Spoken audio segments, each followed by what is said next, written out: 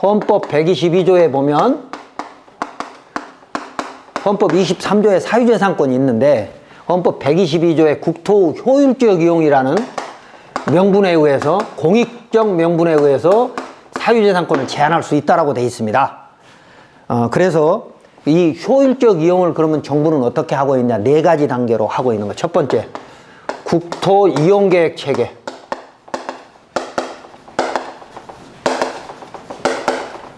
효율적 이용 체계가 이렇습니다. 두 번째, 용도지역제. 국토계획법에 의한 21가지 용도지역제 여러분 다 공부하셨죠? 용도지역제. 다음에 세 번째가 개발체계입니다. 네 번째가 수도권에만 있는 수도권정비법. 그러니까 서울, 경기, 인천이 아닌 지역은 수도권정비법 적용 안 하니까 이건 빼고요. 수도권만 적용하는 것. 나머지 3개로 국토 효율적 이용을 기하는데 개발행위가 어디에 들어있냐? 개발체계에 들어있습니다. 우선 국토 이용 계획 체계를 설명을 드리면 이것은 국토기본법에 보면 국토 종합계획을 수립하라고 되어 있습니다.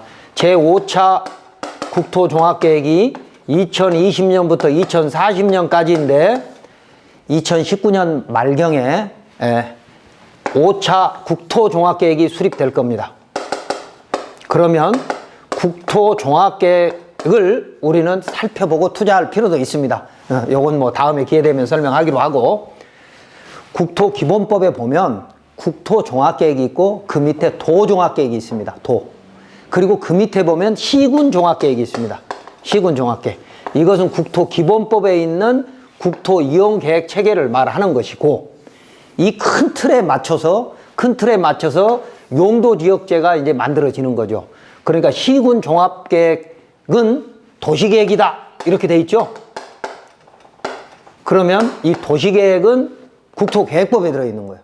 그러니까 행정계획은 국토기본법에 있고 그걸 구체화하는 도시계획은 국토계획법에 들어있는데, 그 국토계획법에는 도시계획은 다시 도시기본계획과 도시관리계획으로 나눠지는데 도시관리계획에 용도지역제가 들어있는 거죠. 어느 지자체도 다 있습니다. 그러니까 모든 땅은 21가지 용도지역 중에 하나로 정해져야 된다는 거죠. 뭐 주거지역이든 일반주거, 준주거 뭐 이런 주거지역이든 상업지역이든 아니면 뭐 자연녹지든 계획관리든 보존관리든 농림지역이든 이런 21가지 용도지역이 모든 토지에는 있다는 것이죠. 그래가지고 그 용도지역별로 어느 용도지역에는 건축물을 뭐뭐뭐 지을 수 있다, 또는 뭐뭐뭐 외에는 못 짓는다, 포지티브든 네거티브든 방식의 규제가 들어있는 거예요. 그래서 우리는 토지이용계획 확인서의 이 용도지역제를 확인하는 것이죠. 그래서 현장에서 직접 인허가 해보지 않은 중개사나 일반 투자자들은 토지이용계획 확인서를 통해서 용도지역, 허용되는 건축물의 용도만 확인하면 되는 걸로 잘못 알고 있습니다만,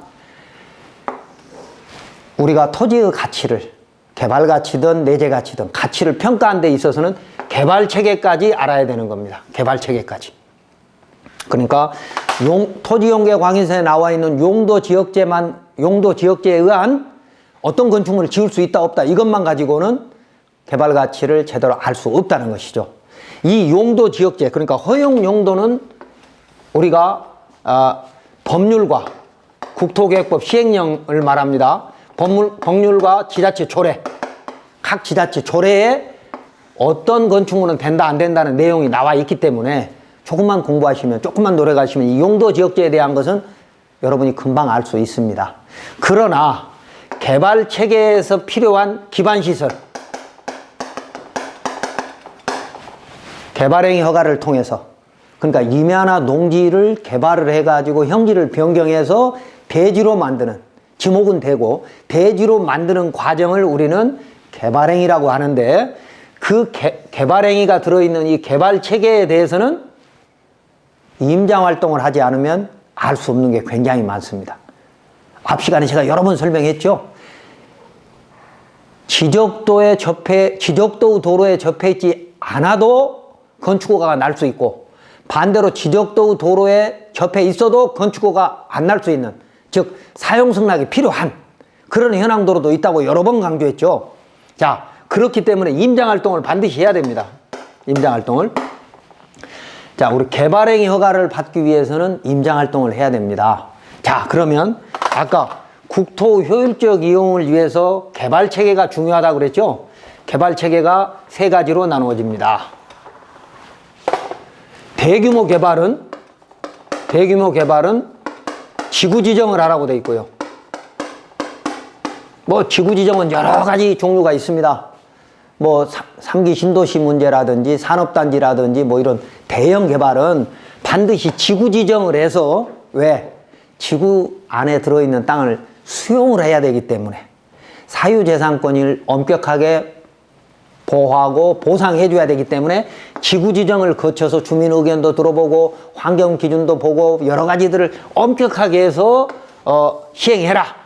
그렇기 때문에 지구지정을 해야 됩니다. 시간도 많이 걸리지만, 두 번째는 중형개발. 대규모 개발이 아닌 중형개발은 지구단위 계획을 수립해라. 지구단위 계획은 뒤에 뭐 시간 다른 강의에서 설명하겠습니다만, 지구단위 계획은 중형개발. 그러니까 지구단위 계획이라고 하는 건 한마디로 이런 겁니다. 우리가 개발행위 허가는, 이제 소형 개발은 개발행위 허가인데, 소형 개발만 계속해서 해버리면 난개발이 되잖아요. 제일 중요한 게, 기반시설 중에 제일 중요한 게 뭐죠? 도로입니다.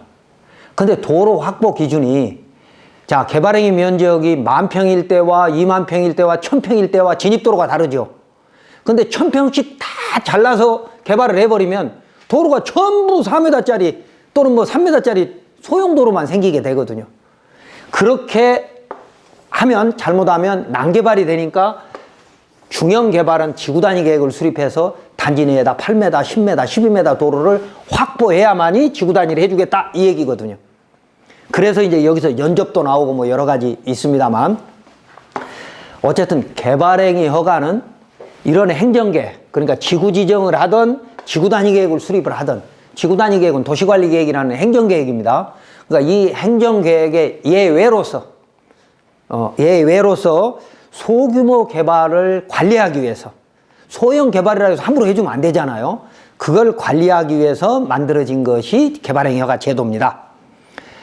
그래서 이 개발행위 허가 그 개념과 허가 기준 이런 것들을, 기본적인 사항을 알게 되면 개발행위에 대한 두려움이 많이 해소될 겁니다만, 어쨌든 소규모 난개발을 주로 도로나 뭐 상하수도 뭐 여러 가지도 있겠습니다만, 주로 도로 또는 공원 뭐 이런 것들이 없이 소규모로 이렇게 계속해서 개발되면 안 되기 때문에 지구 단위도 있는 것이고 일정 면적 이하는 개발행위 허가를 받게 되는데, 그 기준은 2011년 4월 14일 날 개발행위 허가 기준이 상당히 바뀝니다. 국토계획법 58조 3항에 있는데, 그 전에는 사실 지자체에서 재량적 판단을 하라고 그렇게 했습니다만, 법조문에 개발행위 허가 기준에 대해서도 법조문에 정리를 해놨어요. 2011년 뭐냐, 개발 용도의 토지, 유보 용도, 그러니까 중간에 조카처럼 왔다 갔다 할 수 있는 유보 용도, 그리고 보존 용도, 이렇게 토지로 세 가지로 크게 나누어서 그 기준에 따라서 허가 기준을, 개발 용도는 조금 완화, 그리고 보존 용도는 강화. 그러니까 예를 들어서 똑같은 관리지역이라 하더라도 계획관리지역은 개발 용도니까 조금 완화되고 기준이, 보존관리지역은 강화된다, 이런 의미로 이해하셔도 됩니다. 그래서 기준을 따로 적용하는데, 예를 들면 개발 용도는 주거상업공업지역입니다. 상업공업지역. 이미 그러니까 21개 용도지역 중에서는 주상공은 이미 시가화된, 그러니까 인구와 산업을 집중시키기 위해서 이미 개발이 협의된 지역이니까 이런 경우에는 굉장히 완화된 그런 것이 되겠죠. 그리고 주상공에는 기반시설을 이미 지자체가 도시관리계획으로 수립하기 위해서 계획을 세워놨습니다. 그래서 도시계획, 뭐 예정도로가 있고 어느 지역은 공원도 있고 뭐 학교도 있고 뭐 이런 것이죠. 그래서 시가와 용도는 이미 개발 협의가 된 주상공 용도이고, 유보 용도는 앞으로 개발이 가능한 용도를 말하는데, 이제 자연 녹지, 계획관리, 생산관리 이런 정도가 유보입니다. 그러니까 유보라고 하지만 사실은 인구화 산업이 집중돼 가지고 좀 확장할 필요가 있다. 개발을 확장할 필요가 있을 때 제일 먼저 쓰는 땅이 자연 녹지, 계획관리, 생산관리다 이 말입니다. 이런 기준. 그러니까 이 유보 기준은 개발보다는 조금 까다롭지만 보존보다는 훨씬 완화된 그런 것이죠. 그러니까 나머지는 이제 그 외에 나머지 뭡니까? 생산 녹지, 보존 녹지, 보존 관리, 농림, 자연환경 보존지역 이렇게는 보존 용도라는 것이죠. 개발행위 허가 기준이 엄격해진다. 그래서 모든 토지는 개발행위 허가를 받아야 되는 거나 것이나 주상공에 대해서는 이미 개발 협의가 끝냈기 때문에 별 문제가 없다. 그래서 우리는 주상공의 토지를 살 때는 개발행위 허가에 대해서는 너무 걱정 안 하고 사셔도 되고, 그 다음에 계획관리나 생산관리나 자연녹지를 살 때는 진입로 부분만 확인이 된다면 개발행위는 크게 어렵지 않다. 그 다음에 이제 그러나 생산녹지, 보존녹지, 보존관리, 농림, 자연환경 보존지역에는 보존 용도이기 때문에 상당히 엄격한 기준이 있다. 이런 정도만 이해하셔도 되겠습니다.